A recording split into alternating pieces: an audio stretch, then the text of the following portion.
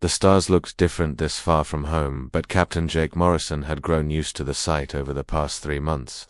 The USS Horizon moved slowly through the dark space between solar systems while its crew searched for new worlds and new life forms. Jake stood on the bridge watching the main screen show nothing but empty space and distant suns. His crew worked quietly at their stations, running scans and checking instruments. Lisa Parker sat at the science station studying readings from their long-range sensors. She had been Earth's top space scientist before joining this mission, and her skills had helped them discover 2 new planets already. Her fingers moved quickly over the controls as she tried to make sense of some strange energy readings they had picked up an hour ago. Tony Rodriguez checked the ship's weapons and shields. From his security station, the big man had served in Earth's Space Marines before becoming the Horizon's chief of security. He always stayed ready for trouble, even though they had not met any hostile aliens during their journey. Amy Carter worked at the communications desk, trying to identify the source of some unusual signals they had detected. The young woman spoke 6 Earth languages and had learned to decode alien transmissions during her training. She wore a puzzled expression as she listened to the strange sounds coming through her equipment. Jake walked over to Lisa's station and looked at her screen. The readings showed energy patterns unlike anything they had seen before. These were not natural phenomena from stars or planets, but seemed to come from artificial sources. Lisa looked up at her captain with excitement in her eyes. "Captain, I think we found something big," she said quietly. "These energy signatures suggest advanced technology, much more advanced than ours." Jake felt his heart beat faster. First contact with an alien civilization was every explorer's dream, but it also meant great danger. He called his senior officers together and they studied the readings carefully. The signals came from a star system 2 days away at their current speed. Army suddenly raised her hand to get everyone's attention. She had been monitoring the communications channels and now had a worried look on her face. "Captain, I'm picking up what sounds like voices. They're not speaking any language, I know, but there are definitely intelligence patterns in these transmissions." Tony moved closer to look at Amy's equipment. "Are they talking to us or to each other?" "I think they're talking to each other," Amy replied. "But some of the signals are getting stronger. They might be coming this way." Jake made a quick decision. "Set course for that star system, but keep our speed low. I want us to approach carefully and gather as much information as possible before they detect us." The next 2 days passed slowly as the Horizon moved toward the alien signals. Lisa's scans revealed several large ships moving through the target system. The vessels were huge compared to human ships and showed technology far beyond Earth's capabilities. Amy worked day and night trying to understand their language while Tony prepared the ship's defenses. On the morning of the 3rd day, Amy called Jake to the bridge with urgent news. She had managed to decode part of their communications, and what she learned made everyone nervous. The aliens called themselves the Zelathi, and they seemed to be discussing humans, even though first contact had not yet occurred. "Captain, they know we're coming," Amy said with fear in her voice. "They've been watching us for days. Some of their words translate to things like primitive and useful specimens. I don't think they want to be friends." Jake ordered the ship to stop while they considered their options. They could turn around and head back to Earth, but that would take months, and the aliens might follow them. They could try to make peaceful contact and hope for the best, or they could prepare for battle against ships much stronger than theirs. Before Jake could decide what to do, the main screen lit up with an incoming transmission. A tall alien figure appeared on the screen. Its skin was gray and smooth, and its eyes were large and black. It wore elaborate robes that seemed to shimmer with their own light. When it spoke, its voice was cold and commanding. "Primitive humans of the vessel Horizon," the alien said in perfect English. "I am Supreme Commander Vexter of the Zelathi Empire. You will lower your shields and prepare to be boarded. Resistance will result in the destruction of your ship and the death of your crew." Jake stepped forward to respond, but Tony grabbed his arm. "Captain, their weapons are locking onto us. Multiple ships are approaching from different directions." Lisa's scanners showed at least 6 alien vessels surrounding them. Each ship was 3 times larger than the Horizon and carried weapons that made their own defenses look like toys. Jake realized they had walked into a trap and there was no way to escape. "This is Captain Morrison of the USS Horizon," Jake said to the alien commander. "We come in peace and mean no harm to your people. We're explorers seeking friendship with other civilizations." Vextar's expression did not change. "Your intentions are irrelevant. You are now property of the Zelathi Empire. Your ship will be taken and your crew will serve our purposes. Lower your shields immediately or face destruction." Jake looked around at his crew and saw the same determination in their eyes that he felt in his heart. They were far from home, facing impossible odds, but they would not surrender without a fight. He turned back to the screen and gave Vextar his answer. "We will not surrender our ship or our freedom. If you want the horizon, you'll have to take it." The alien commander's lips curved into what might have been a smile. "So be it, your species will learn the price of defying the Zelathi Empire." The transmission ended and the alien ships opened fire. 6 months had passed since the Zelathi captured the USS Horizon, and Amy Carter still could not believe how quickly their lives had changed. The aliens had overwhelmed their ship in minutes, using weapons that cut through human shields like they were made of paper. Now she worked in a massive Zelathi communication center, translating messages between different alien species that served the Empire. Amy sat at a curved workstation that seemed to grow from the floor itself. The Zelathi technology was beautiful and terrible at the same time. Smooth surfaces glowed with soft light and responded to touch in ways human computers never could. But behind all the beauty lay the iron fist of an empire that had enslaved dozens of species across the galaxy. The communication center buzzed with activity as hundreds of aliens worked at similar stations. Amy had learned that the Zelathi used many different species for different tasks. Some aliens were strong and worked in mines, others were smart and handled technical jobs. A few species were kept just for entertainment in gladiatorial contests that the Zelathi loved to watch. Amy's job was to translate between the various alien languages and help coordinate the Empire's vast operations. Her skill with languages had saved her from the worst fates that befell many of her crewmates. She had seen Lisa Parker taken away to the research labs and Tony Rodriguez dragged off to the fighting pits. Captain Morrison had simply disappeared, and Amy feared the worst. But Amy was not just translating messages. Over the months she had carefully studied Zelathi technology and learned how their communication systems worked. She discovered that the aliens were so confident in their superiority that they rarely monitored the messages sent between their slave workers. This gave Amy a dangerous opportunity. During her breaks, Amy would send coded messages to other humans scattered across the Zelathi facilities.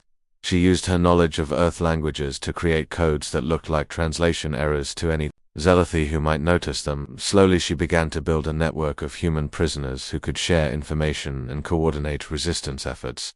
The first person Amy contacted was Danny Walsh, who worked in the mining stations maintaining Zelathi equipment. Danny had been an engineer on the Horizon, and his technical skills made him valuable to the aliens.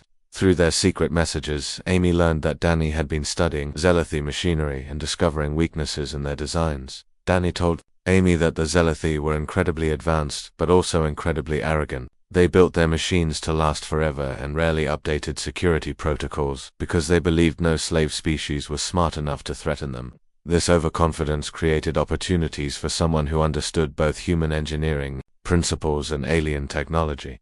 The second member of their growing network was Claire Bennett, who worked in the medical facilities treating sick and injured slaves. Claire had been a doctor on Earth before joining the Horizon's crew as a medical officer. She told Amy horrifying stories about the experiments that Zelathi performed on different species, including humans. Claire had access to medical records that showed the Zelathi had been capturing and enslaving species for over 2,000 years. Hundreds of civilizations had been destroyed or absorbed into the Empire. Most slaves eventually died from overwork or medical experiments, but a few species had managed to survive and adapt to their captivity. Through Claire's contacts, Amy learned about other resistance groups among the enslaved aliens. Many species had tried to rebel over the centuries, but they had always failed because they worked alone. The Zelathi were experts at keeping different species separated and preventing them from cooperating. Amy realized that humans might have an advantage that other species lacked. Humans were natural cooperators who could work with anyone if they had a common goal, while other species focused on their own survival. Humans instinctively thought about helping others and building alliances.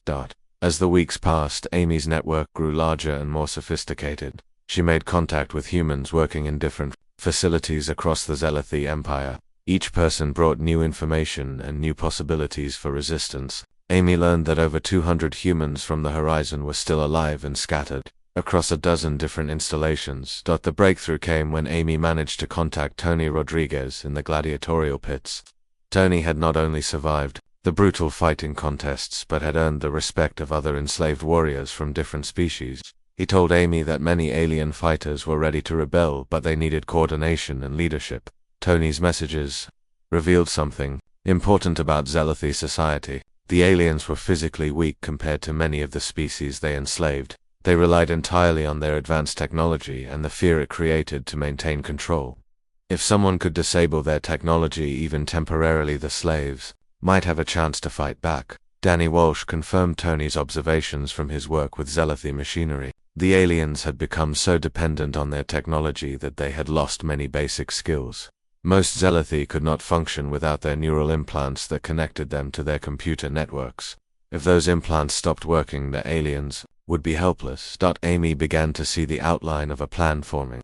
The humans were scattered, but they were still thinking and working together. They had people in communications who could coordinate attacks across multiple facilities. They had engineers who understood the enemy's technology. They had fighters who could lead other enslaved species in battle.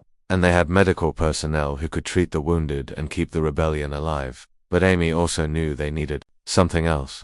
They needed hope, and they needed to prove that the Zealoty could be beaten. The Empire had ruled for so long that most slaves believed resistance was impossible. Someone would have to strike the first successful blow to show that the aliens were not invincible. Amy sent careful messages to all the humans in her network, telling them to prepare for action but to wait for her signal. She began studying the Zealoty Communication Center more carefully, looking for weaknesses and opportunities. The aliens trusted her because she had been a model prisoner for months, but trust was a weapon that could be turned against them. Late one night, while working alone in the communication center, Amy discovered something that made her heart race with excitement. The Zealoty had a central control node that managed all their security systems across the local sector. If someone could access that node and upload the right virus, they could disable security systems on dozens of installations simultaneously. Amy looked around the empty communication center and realized she might never get a better chance. She began downloading everything she could about Zealoty security protocols while preparing a message to send to her entire network. Tomorrow the rebellion would begin, and the Zealoty would learn that humans should never be underestimated. Lisa Parker tried not to show any emotion as the Zealoty scientist inserted another probe into her arm. She had endured hundreds of these experiments over the past months, and had learned to hide her thoughts behind a mask of compliance. But inside her mind she was carefully studying everything the aliens did, and looking for ways to use their own knowledge against them. The research facility where Lisa was held contained dozens of humans and aliens from other species. The Zealoty scientists were obsessed with understanding how different biological systems worked, and they performed endless tests on their captive subjects. Most prisoners saw only pain and suffering, but Lisa saw something else. She saw weaknesses. The Zealoty scientist working on Lisa was named Kexmol, and he was typical of his species. Arrogant and confident, he treated Lisa like a laboratory animal while explaining his work to other researchers. Kexmol never considered that Lisa might understand what he was saying, or that she might be learning from his experiments. During one particularly brutal session, Kexmol was testing Lisa's nervous system with electrical impulses when something unexpected happened. A neural probe he was using began to malfunction and emit strange frequencies. Instead of panicking, Lisa watched carefully as the probe interfered with Kexmol's own neural implant. The alien scientist stumbled and grabbed his head as his implant sparked and went offline. For several minutes, Kexmol was completely helpless, unable to access any of his technology or communicate with other Zealoty. Lisa memorized the exact frequency pattern that had caused the malfunction before. Kexmol recovered and fixed his equipment. That night, Lisa sent a coded message to Amy Carter using a hidden communication device she had built from spare parts. The message contained the frequency information and Lisa's theory about how it could be weaponized. If they could generate those specific electromagnetic pulses on a larger scale, they might be able to disable Zealoty neural implants across an entire facility. Amy received Lisa's message while working late in the communication center. She immediately forwarded the information to Danny Walsh, who was better equipped to understand the technical details. Danny's response came back within hours and contained exciting news. He had been working on similar ideas and believed he could build devices to generate the frequencies Lisa had discovered. Danny explained that Zealoty technology relied heavily on quantum entanglement networks managed through their neural implants. The frequencies Lisa had identified would disrupt those quantum connections and effectively blind the aliens to their own systems. Even better, the components needed to build such devices could be salvaged from Zealoty equipment without arousing suspicion. Tony Rodriguez received word of the plan during his preparation for another gladiatorial contest. He had been fighting in the alien arenas for months and had built relationships with warriors from a dozen different species. Many of these fighters were ready to rebel, but they needed weapons and coordination. Tony's job would be to organize the fighting force, while Amy coordinated communications and Danny provided the technical support. The plan began to take shape over the following weeks. Amy would use her access to the communication center to upload a virus into the Zealoty network at the exact moment Danny activated his electromagnetic pulse devices. This would disable both their security systems and their neural implants simultaneously. Tony would then lead the enslaved fighters in an assault on the facility's control centers, but the plan required precise timing and coordination across multiple locations. Amy expanded her communication network to include humans at 6 different Zealoty installations. Each group would need to strike at exactly the same moment to prevent the aliens from warning each other and activating backup systems. Lisa continued to endure the experiments while gathering more intelligence about Zealoty weaknesses. She discovered that the aliens had segregated different species based on their perceived threat levels. Humans were considered moderately dangerous, but not as threatening as some other species who had attempted rebellions in the past. This classification system worked in their favor because it meant human prisoners had access to more areas of the facilities than higher security species. Lisa used her medical training sessions to map the layout of the research facility and identify key targets for the upcoming assault. Claire Bennett provided crucial support by treating injured slaves and gathering information about Zealoty medical technology. She discovered that the aliens had developed advanced healing devices that could rapidly repair injuries. If the rebellion could capture these medical stations, they would be able to treat their wounded and sustain a longer fight. The breakthrough came when Danny completed his first electromagnetic pulse device. He tested it on a small scale during routine maintenance work and successfully disabled a section of the facility's security grid for several minutes. The test proved that Lisa's theory was correct and that they could blind the Zealoty to their own technology. Amy used her communication skills to coordinate with resistance cells on other worlds. She learned that enslaved species across the Zealoty Empire were watching for signs of successful rebellion. If the humans could prove that the aliens could be defeated, it might inspire uprisings throughout the galaxy. Tony's gladiatorial victories had earned him an unusual privilege. The Zealoty allowed successful fighters to train other slaves in combat techniques. Tony used this opportunity to secretly organize military units among the enslaved populations. He taught human military tactics to alien warriors and learned about the fighting styles of different species. The diverse group of fighters that Tony assembled became a formidable force. Humans provided strategic thinking and adaptability. The Korthak brought raw physical strength. The Vatar contributed speed and agility. The Nexian offered technical knowledge of Zealoty weapon systems. Together they represented the combined skills of a dozen enslaved civilizations. Lisa made a final crucial discovery during her last week in the research facility. She learned that the Zealoty had a weakness in their backup power systems. If the main power grid was disrupted, their backup generators would automatically engage, but they operated on different frequencies that might not be affected by the electromagnetic pulse weapons. This information led to a modification of their plan. Danny would need to build 2 different types of devices. The first would disable the neural implants and primary systems. The second would target the backup power grid and ensure that the Zealoty could not quickly recover from the attack.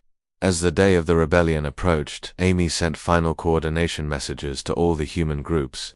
The attack would begin at exactly midnight facility time, when most Zealoty would be in their rest cycles. Each group had specific objectives and backup plans if the primary assault failed. Lisa prepared herself for what might be her last night as a prisoner. Tomorrow she would either be free or dead, but she would never again submit to Zealoty experiments. She thought about her crewmates scattered across the galaxy and hoped they were all ready for what was coming. The rebellion that would shake the foundations of the Zealoty Empire was about to begin, and it would start with the discovery that human scientists could turn alien technology into weapons of liberation. Admiral Kevin Brooks stood on the bridge of the USS Vengeance, watching the tactical display show dozens of Zealoty ships between his rescue fleet and the prison facilities. 6 months had passed since the distress signal from the USS Horizon. reached Earth, and now 27 human warships faced an enemy that had ruled the galaxy for millennia. The journey to Zealothi space had taken every available ship in Earth's fleet and represented humanity's first major military operation beyond their own solar system. Kevin had spent his entire career preparing for this moment, but nothing could have prepared him for what they found when they arrived. The rescue fleet had expected to find the Horizon's crew imprisoned but alive. Instead, they discovered a full-scale rebellion in progress across multiple Zealothi installations. Human prisoners had somehow organized themselves and were fighting back against their captors with captured alien weapons and improvised devices. Captain Ben Taylor commanded the USS Defiance and led the fleet's assault group. His ship was smaller and faster than the Vengeance, and better suited for the dangerous mission of breaking through Zealothi defenses. Ben had served under Kevin for 10 years and knew exactly what his admiral expected from him. The tactical situation was desperate. Zealothi ships outnumbered the human fleet 3-1, and their technology was clearly superior. But Kevin had studied every piece of intelligence about the aliens that Amy Carter had managed to transmit before communications were cut off. He knew the Zealothi had weaknesses, and he planned to exploit them. Colonel Steve Martinez prepared his ground forces for what would be the most dangerous military operation in human history. His Marines would need to fight their way through alien defenses and reach the prison facilities before the Zealothi could execute their human captives. Steve had trained his men for months, but they had never faced technology this advanced. The battle began when Zealothi ships opened fire with energy weapons that tore through space like lightning. Human shields flared and died under the assault, but the fleet pressed forward using evasive maneuvers that the aliens had never seen before. Kevin had studied Zealothi tactics from Amy's reports and knew they relied on overwhelming firepower rather than tactical flexibility. Ben Taylor's assault group broke away from the main fleet and raced toward the largest Zealothi station. His ship took heavy damage from alien weapons, but human engineering kept the Defiance flying when any other vessel would have been destroyed. Ben's crew worked with desperate efficiency, repairing systems and returning fire with everything they had. The breakthrough came when Danny Walsh's electromagnetic pulse devices activated inside the Zealothi facilities. Kevin watched in amazement as alien ships suddenly lost coordination and began drifting helplessly through space. The weapons fire from the station stopped, and several Zealothi vessels collided with each other as their navigation systems failed.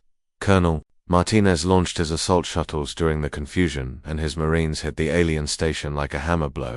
Steve led the first wave, personally fighting through corridors filled with smoke and emergency lighting. The Zealothi defenders were brave, but they had never faced human soldiers fighting for the lives of their comrades. The reunion between the rescue forces and the surviving prisoners became a moment that would be remembered throughout human history. Lisa Parker emerged from the research facility carrying technical data that revealed every Zealothi weakness. Tony Rodriguez led a mixed force of human and alien fighters who had already captured half the station. Amy Carter provided real-time intelligence about Zealothi ship movements and defensive positions. Her communication network had expanded to include resistance cells throughout the local sector, and she could coordinate attacks across multiple star systems. The aliens found themselves fighting enemies who seemed to know their every move.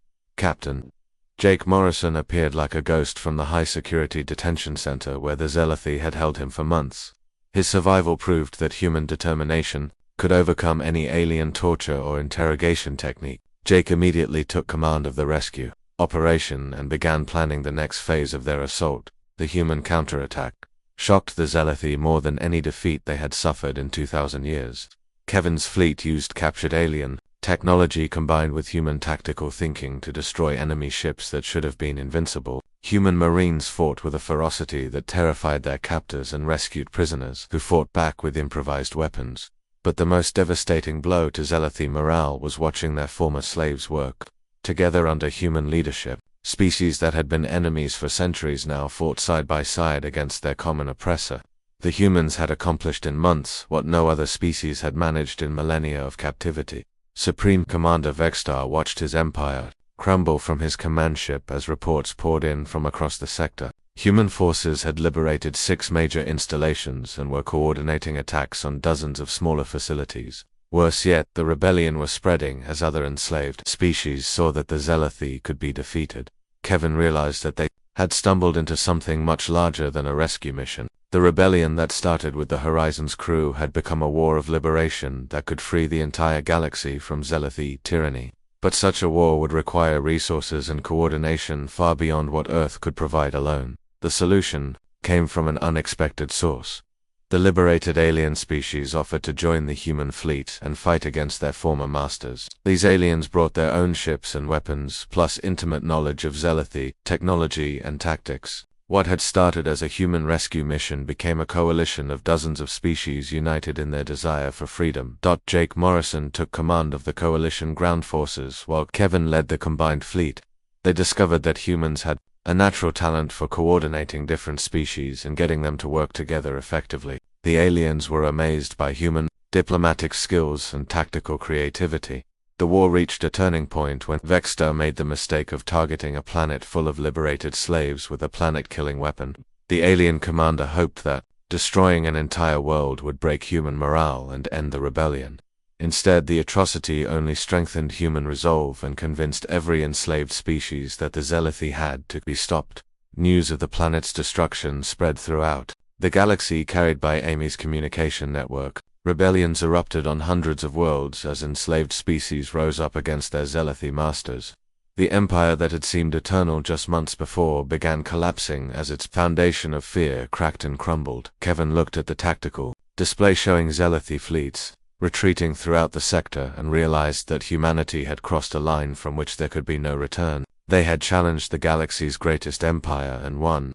Now they would have to decide what kind of civilization they wanted to build in its place. The rescue mission that began with 7 human ships had become a galactic revolution that would reshape the destiny of hundreds of species. And at the center of it all were the humans who had refused to accept slavery and had shown the galaxy what freedom really meant.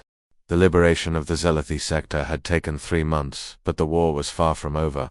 Admiral Kevin Brooks studied intelligence reports from across the galaxy showing that the rebellion had spread to over 200 star systems. Enslaved species everywhere were rising against their Zealothi masters, inspired by the human example of successful resistance. The command center of the liberated station buzzed with activity as humans and aliens worked together planning the next phase of their campaign. Kevin had never imagined that humanity's first contact with alien life would result in leading a galactic revolution, but he was determined to see it through to the end. Captain Jake Morrison returned from a reconnaissance mission to the inner systems with disturbing news. The Zealothi had begun systematically executing prisoners on worlds they could no longer defend. Supreme Commander Vexter was destroying everything he could not control, and millions of innocent lives hung in the balance.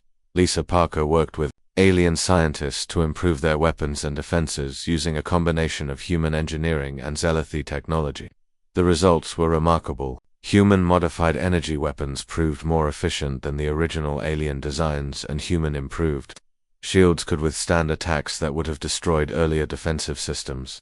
The breakthrough in weapons technology came when Lisa discovered that human understanding of quantum mechanics was actually more advanced than Zealothi science in some areas. The aliens had developed their technology through trial and error over thousands of years, while humans had built theirs on solid theoretical foundations that allowed for rapid innovation. Tony Rodriguez commanded a special forces unit composed of the best fighters from dozens of liberated species. His mixed teams could infiltrate Zealothi facilities and rescue prisoners before their captors could execute them.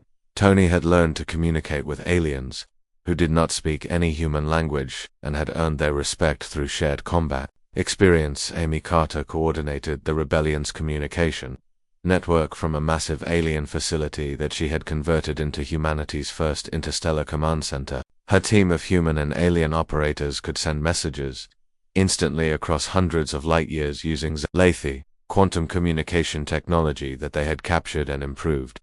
The coalition fleet grew larger every week as more species contributed ships and resources to the liberation effort. Kevin found himself commanding vessels of designs he could barely understand, operated by aliens whose names he could not pronounce, but somehow the diverse force held together, united by their common hatred of Zealothi oppression. Danny Walsh had become the coalition's chief engineer, working with technical specialists from every member species to maintain and upgrade their captured technology. His workshops produced weapons and equipment that combined the best features of dozens of different technological traditions.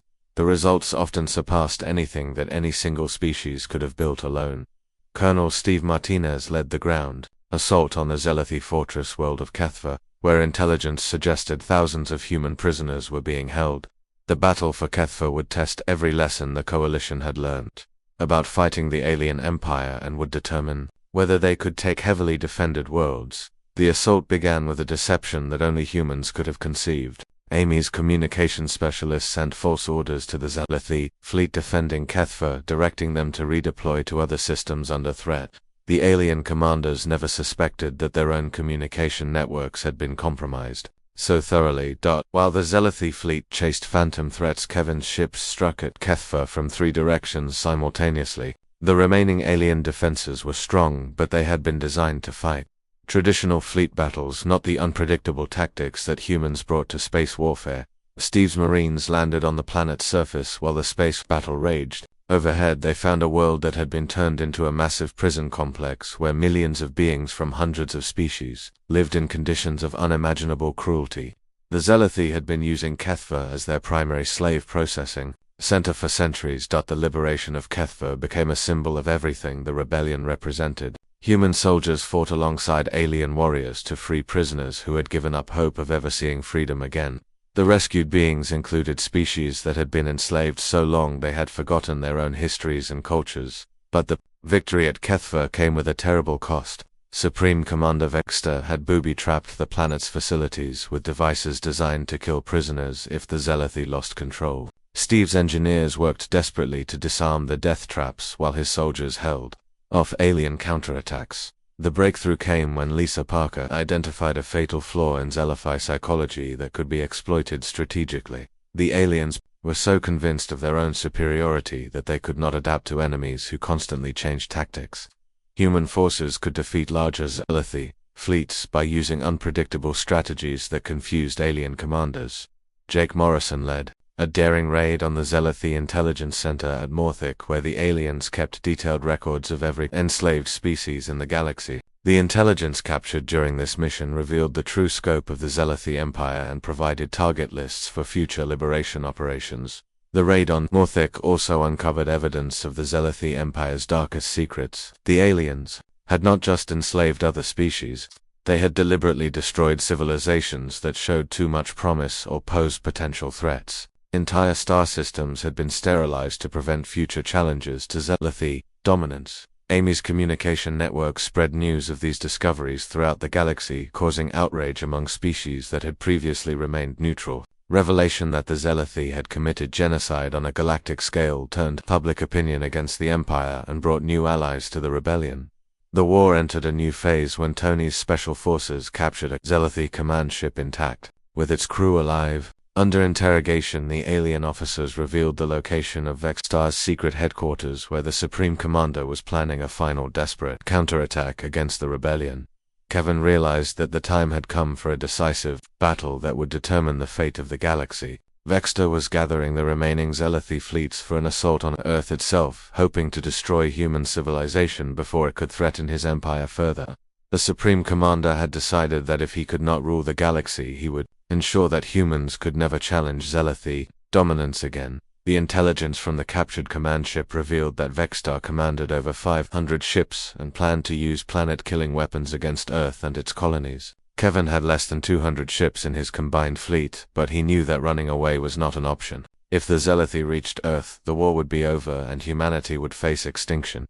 Jake Morrison volunteered to lead a suicide mission to infiltrate Vextar's headquarters and capture the Supreme Commander before he could launch his final attack. The mission would require landing on the most heavily defended world in the Zelathi Empire and fighting through layers of alien security that had never been breached. As the Coalition fleet prepared for the final battle, Kevin looked around the command center at the humans and aliens working together and realized that they had already won something more important than military victory.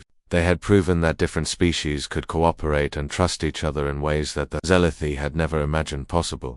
The final confrontation between the human-led coalition and the Zelathi Empire was about to begin, and the outcome would determine whether the galaxy would know freedom or face eternal slavery under alien rule. The final battle for the galaxy began at the Zelathi capital world of Zethkara, where Supreme Commander Vextar had gathered the last great fleet of his dying empire. Admiral Kevin Brooks led the Coalition Armada into the system, knowing that this fight would determine the fate of billions of beings across hundreds of worlds. The sight that greeted the human admiral was both magnificent and terrifying. Over 500 Zealothi warships hung in space around their homeworld like a steel constellation of death and destruction. Each vessel was larger and more powerful than anything in the Coalition fleet, but Kevin had learned that size and power meant nothing without the will to use them effectively. Captain Ben Taylor commanded the forward elements of the Coalition fleet as they approached the Zealothi defensive line. His ships included vessels from 37 different species, all united under human leadership and tactical coordination. The diversity of the fleet was its greatest strength, because no enemy could prepare for so many different fighting styles and technologies. Jake Morrison led the special assault team that would attempt to capture Vexter during the height of the battle. His force included Tony Rodriguez and elite fighters from every liberated species, who had volunteered for what everyone knew was likely a suicide mission. But Jake had learned that impossible missions were exactly the kind that humans excelled at completing. The space battle erupted with an intensity that shook the fabric of reality itself. Zealothi energy weapons carved through the darkness, while Coalition ships responded with a mixture of human tactics and alien technologies that created devastating new forms of warfare. The fighting spread across millions of cubic kilometers as both fleets maneuvered for advantage. Lisa Parker coordinated the technical aspects of the battle from her position. Aboard Kevin's flagship, she had spent months modifying Coalition weapons to exploit every weakness in Zealothi technology, and now those modifications were put to the ultimate test. Human improved energy weapons cut through alien shields, while enhanced defensive systems protected Coalition ships from counterattacks. Amy Carter managed communications between the Coalition forces speaking dozens of alien languages simultaneously, while coordinating attacks across the entire battle zone. Her network had become the nervous system of the rebellion, allowing instant coordination between ships that had never fought together before but moved like parts of a single organism. The turning point came when Danny Walsh successfully hacked into the Zealothi Fleet Command network and began feeding false orders to enemy ships. Alien vessels found themselves attacking their own allies, while Coalition forces struck at targets that had been left undefended by confused enemy commanders. Jake's assault team broke through the orbital defenses around Zethkara and landed on the planet's surface near Vextar's command complex. The facility was protected by automated defense systems and elite Zealothi guards, but human tactical thinking combined with alien fighting skills proved unstoppable. Tony Rodriguez led the assault on the command center itself, fighting through corridors that had been designed to be impregnable. The Zealothi had built their defenses to stop conventional attacks, but they had never faced enemies who could adapt and improvise in real time. Human soldiers turned alien technology against its creators, while their alien allies provided skills and knowledge that no single species could match.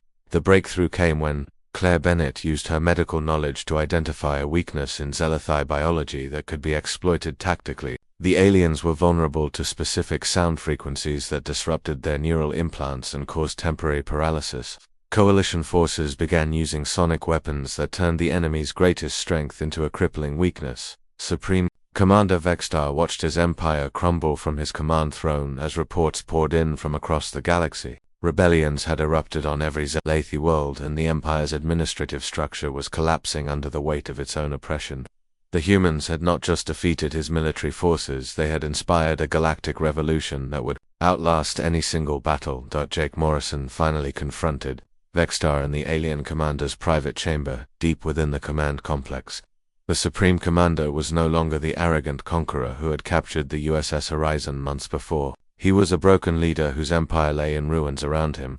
"Your species has doomed the galaxy," Vextar said, as Jake's soldiers surrounded him. "Without Zealothi order, there will be chaos and war between the lesser species. We brought peace through strength and unity, through submission." Jake looked at the alien who had enslaved millions and felt only contempt. "You brought fear and death. We're bringing something better. We're bringing freedom and the chance for every species to choose its own destiny." The capture of Vextar effectively ended the war, although scattered Zealothi forces continued fighting for several more weeks. The Supreme Commander's surrender was broadcast throughout the galaxy, and the last alien commanders laid down their weapons rather than face the Coalition forces that had proven unstoppable. Kevin Brooks found himself in the unprecedented position of commanding the largest military force in galactic history. Representatives from hundreds of liberated species looked to humanity for leadership in building a new civilization from the ashes of the Zelathi Empire. The solution came through the establishment of the Galactic Liberation Council, with Earth serving as the neutral meeting ground for all member species. Humans would provide coordination and mediation services, while each species maintained sovereignty over their own worlds and internal affairs. The former Zelathi territories were divided among the species that had originally lived there before being enslaved. Rehabilitation programs helped billions of former slaves rebuild their lives and recover their lost cultures. The Zelathi themselves were confined to their homeworld, under strict supervision, but were allowed to survive as a reminder of what happened to those who chose the path of oppression. Lisa Parker established the Galactic Research Institute, where scientists from every species could work together to advance knowledge for the benefit of all. The combination of different scientific traditions and ways of thinking led to breakthroughs that no single species could have achieved alone. Tony Rodriguez became the first commander of the Galactic Defense Force, a military organization dedicated to protecting member worlds from external threats and preventing the rise of future empires. The force included personnel from every species and operated under strict rules designed to prevent it from becoming oppressive itself. Amy Carter created the Galactic Communication Network that allowed instant contact between any worlds in the galaxy. Her system became the foundation for trade cooperation and cultural exchange on a scale that had never been possible before. Captain Jake Morrison was promoted to admiral and given command of the exploration fleet that would map the unknown regions of the galaxy and make contact with new civilizations. His orders were simple: treat everyone with respect and remember that diversity was strength, not weakness. The final ceremony took place on Earth 6 months after the end of the war. Representatives from over 300 species gathered to sign the Charter of Galactic Freedom that established the principles that would guide the new civilization. The document began with words that Jake Morrison had spoken during the darkest days of the conflict. We hold these truths to be universal: that all sentient beings are created equal, that they are endowed with certain unalienable rights, including life, liberty, and the pursuit of happiness, that governments derive their power from the consent of the governed, and that whenever any form of government becomes destructive of these ends, it is the right of the people to alter or abolish it. As Jake stood before the assembled representatives of galactic civilization, he thought about the journey that had brought them to this moment. It had begun with a simple exploration mission and had become something far greater. Humanity had found its place in the galaxy not as conquerors, but as liberators and guardians of freedom.